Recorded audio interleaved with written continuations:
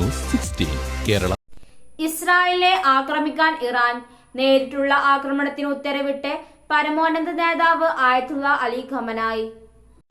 Hamas തലവൻ ഇസ്മായിൽ ഹനിയെ വധിച്ചതിന് പ്രതികാരം ചെയ്യാൻ ഇറാൻ ഇറങ്ങുന്നു. ഇസ്രായേലിനെ നേരിട്ട് ആക്രമിക്കാൻ ഇറാന്റെ പരമോന്നത നേതാവ് ആയത്തുള്ള അലി ഖമനായി ഉത്തരവിട്ടു.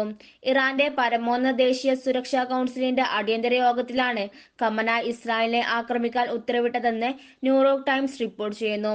യമൻ, സിറിയ, ഇറാഖ് എന്നിവയുൾപ്പെടെ സംഘസേനകളുടെ സഹായത്തോടെ സംയോജിത ആക്രമണമാകും ഇറാൻ ഇസ്രായേലിനെതിരെ നടത്തുക എന്നാണ് റിപ്പോർട്ട്.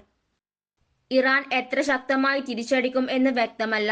ടെൽ അവീവിനും ഹൈഫയ്ക്കും സമീപം ഡ്രോൺ മിസൈൽ സംയോജിത ആക്രമണമാണ് ഇറാൻ സൈനിക കമാൻഡർമാരുടെ പരിഗണനയിലുള്ളത്.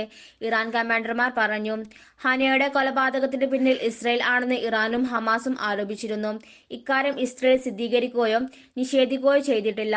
ഇറാനിയൻ ആണവ ശാസ്ത്രജ്ഞരും സൈനിക കമാൻഡർമാരും ഉൾപ്പെടെ നിരവധി ശത്രുക്കളെ ഇസ്രായേൽ നേരത്തെ വധിച്ചിട്ടുണ്ട്. സിറിയൻ തലസ്ഥാനമായ ഡമസ്കസിലെ എംബസിയിൽ ഇസ്രായേൽ നടത്തിയ ആക്രമണത്തിൽ ഇറാൻ സൈനിക കമാൻഡർമാർ കൊല്ലപ്പെട്ടിരുന്നു. ഇതിന് പ്രതികാരമായി ഏപ്രിലിൽ ഇസ്രായേലിനെതിരെ ഇറാൻ മിസൈൽ ആക്രമണം നടത്തി. ഹനിയുടെ മരണത്തെക്കുറിച്ചുള്ള പ്രതികരണത്തിൽ ഇറാൻ നേരിട്ട് തിരിച്ചടിക്കുമെന്ന് ഖമനായി സൂചിപ്പിച്ചിരുന്നു. ഹനിയുടെ രക്തത്തിന് പ്രതികാരം ചെയ്യേണ്ടത് കടമയായി കണക്കാക്കുന്നുവെന്നാണ് ഖമനായി വ്യക്തമാക്കിയത്.